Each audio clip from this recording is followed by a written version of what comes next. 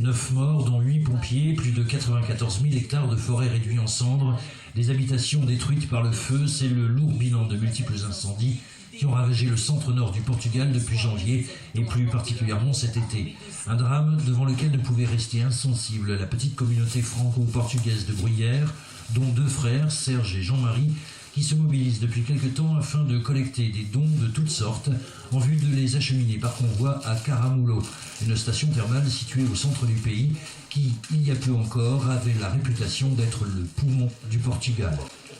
Alors on va ramener tout ce qui est vêtements pour enfants, adultes, tout ce qui est jouets pour enfants, et tout ce qui est nourriture aussi, ce qui peut être pas mal. Et puis diverses choses, quoi, aujourd'hui des cahiers, des cadres. On ne peut pas rester indifférent parce que nous sommes déjà d'origine portugaise. On vient de l'île de Madère et voilà, c'est le même drapeau et on ne peut pas rester indifférent. On est obligé de... C'est comme ça, entre Portugais, normalement, on cède et on est obligé de réagir. Normalement, car cette poignée de bénévoles regrette toutefois le peu de retour de la communauté portugaise à leurs sollicitations. Je trouve dommage que les Portugais ne sont pas plus mobilisés. Je trouve ça un peu... je suis un peu révolté par rapport à ça.